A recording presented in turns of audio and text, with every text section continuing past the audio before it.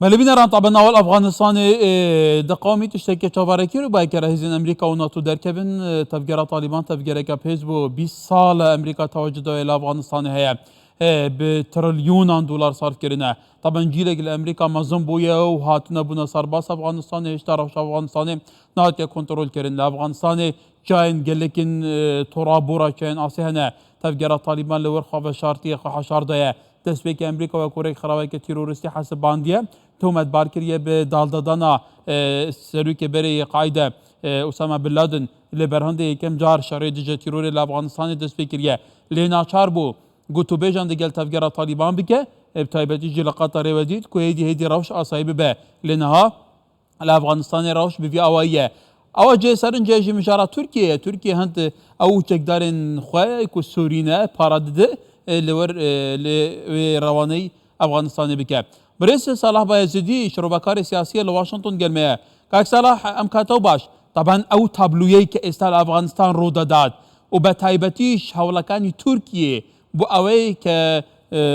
فروك خانين دولتي كابول كنترول بكات روانه كردني چکدارانی سوريا كخوي تغذيه كات بو افغانستان ام تابلويا چون دبينيت لراستي دائما دوای 20 سال نزیک دەبینەوە لە کۆتایی شەڕی درێژماوەترین شەری ئەمریکا و ناتۆ لە دنیادا لە مێژووی خۆیاندا لە ئەفغانستان شەڕێکە لە کەش و هەوایەکی زۆر ئیحساسی دوای 11 سپتامبر دەستی پێکرد و زۆر پشتیوانی لێکرا لەسەر ئاستی جیهانی و ناوخۆی ئەمریکادا هەردوو حزبی دەستەڵات کات دموکرات و کۆمارەکان پشتگیری ئەو بەرحاڵ چونە ناو ئەفغانستانی لە ناو بردننی دەسەڵاتی تاالبانیان کرد ئەو شەڕە دوای 20 ساڵ دوای مەسرفکردنی چەندین تریلیۆن دۆلار و دەستچوونی چەند هزار سەربازی ئەمریکی و هێزەکانی دیکە ئێستا بە شێوەیەک وە دەچێت کۆتایی بێەوە هاتنە هێزی تورکێژ نێو مەعادلەکە زۆرترۆک و باز دەکرێت بە پشتگیری ناتۆ لە فرۆکەخانەی کابل جێگیر دەبن خۆی لە خۆیدا ئێستا مشتومڕی لەسەرە وەکو من بیستومە لەنەوە خۆی تورکێشدا هەندێک دەنگەیە چون لە بیرمان نەچێک ئەفغانستان لە مێژووی خۆیدا بە گۆڕستانی ئەمپەراتۆریەکان ناسراوە هەر لە ئەسکەندەری مەقدۆنیەوە بیگرا تا یەکێتی سۆڤیەت ئێستا هێزەکانی ئەمریکا و هاوپەیمانان کە دەچنە دەرەوە دیار نییە کە بەرحاڵ تورکیا بەخۆی بە چەند سەد سەرباز لە شوێنێکی سنوورداری وەکو فرۆکەخانەی ناو کابل چۆن دەتوانێت بەڕاستی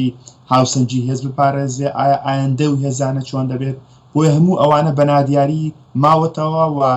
هێستا تەواوی بڕگەکانی پرۆسەی ئاشتی لەگەڵ تاالبانیش بڵاو نەبووتەوە ئەگەرچی تاالبان بۆ خۆی دژایەتی لەگەڵ مانەوەی هەموو هێزێک لە افغانستان طبعا بشرجي دنگويا هبو كتركيا هول دادات جارك ديكا بروسيك اشتي لبين طالبان وحكومه افغانستان لقال بيجمان امريكا دسبكات او كلا قطر بري خطزاني بيوندي قطر وتركيا لشا استقدال لو مساله يعني مساله شوني تركيا بو افغانستان قالوا افغانستان وكو سوريا افغانستان وكو ليبيا وكو صومال وكو قطر يعني وكو توتي افغانستان كي وكو غوري بونمونا امريكا بوهمو هيزا 20 ساله دواتر ملكش بو كشايوا لبرچاوي استا همون او چك جاري كي طالبان تواجدي هي لا براستي افغانستان زور جیاوازه من بیرمان نەچێت لە لووتکەی شەڕی ئەفغانستان ئەمریکا زیاتر لە 100,000 سەربازی لە ئەفغانستان بوو بە هەزاران سەربازی ناتۆ لەوێ بوون لە لووتکەی بەهێزی ئەمریکا هۆپەیماناندا تەنانەت زۆرتر توانی بوویان کۆنتترۆلی کابۆ بکەن بۆ زۆر جار کاتی خۆی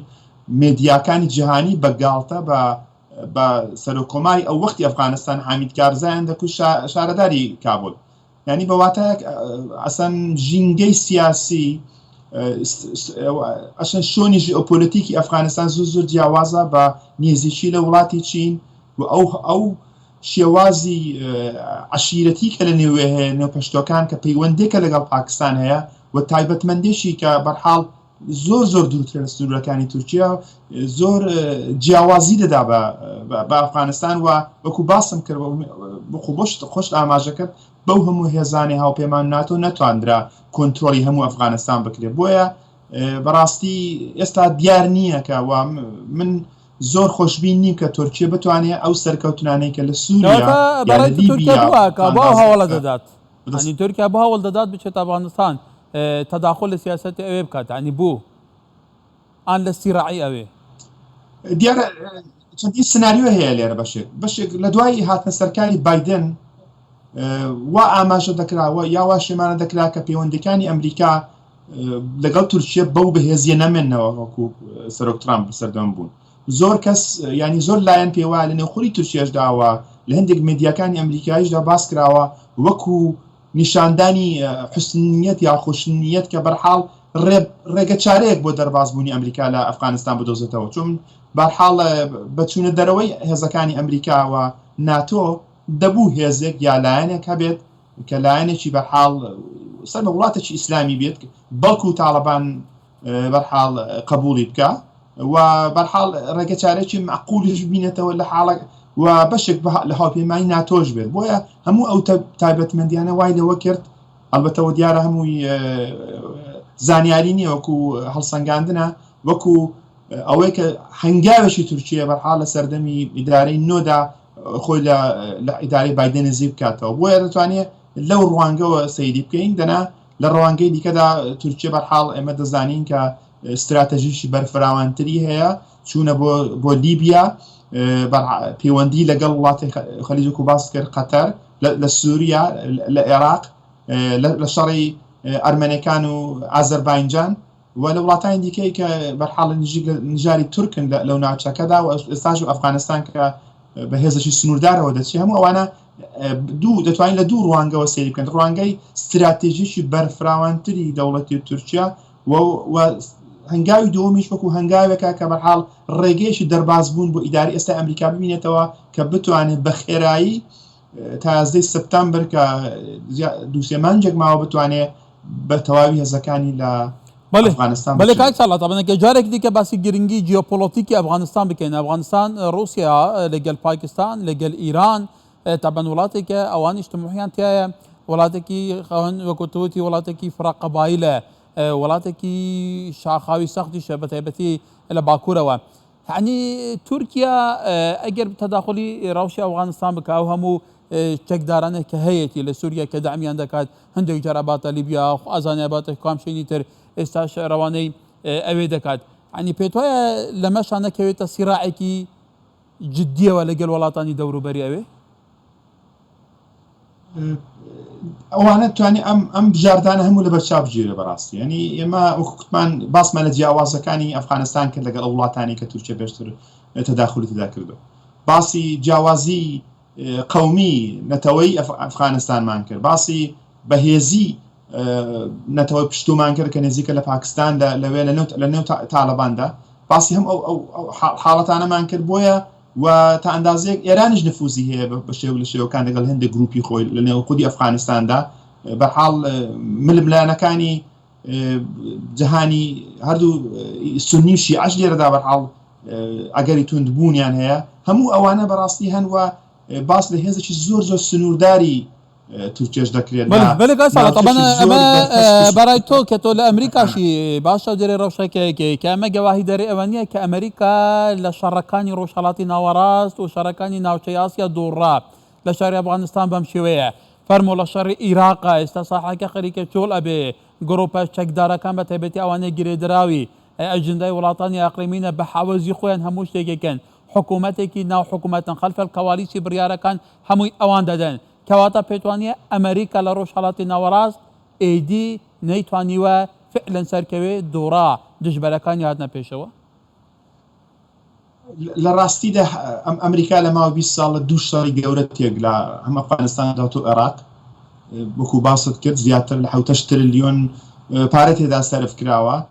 و شەڕێکی زۆر زۆر ناخۆشەویستە بە تایبەت شەڕی ئەفغانستان لە نێو ئەمریکایەکاندا بەڵام لە نێو خودی ئەمریکاشدا بەڕاستی دەنگایەکەیە کە دژی کشانەوەی هێزەکانی ئەمریکان بە تایبەت لە ئەفغانستان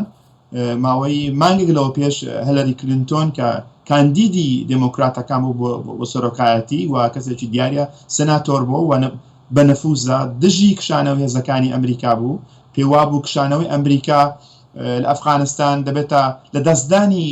بەرحاڵ هەوپەیمانەکانی ناوچەکە بێمتمانەیی بۆ ئەمریکا زیاتر دەکا کاتی خۆی دیتمان کە چۆن بەرحاڵ سەرۆک ترام کاتی خۆی کە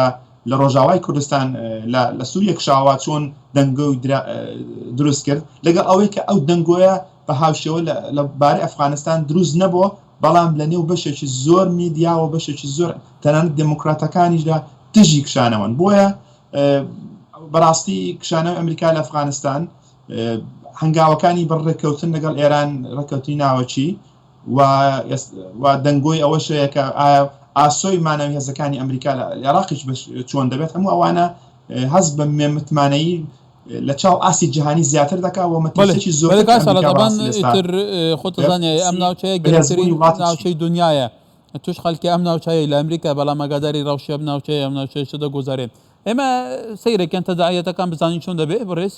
سەلاح بایزیدی شڕۆبەکاری سیاسی لە واشنگتنەوە لە گەلیمە بووی لای ئێوە وابزانم ئێستا ئێوارە باش لای ئێمە بەیانیە کاتیش خۆش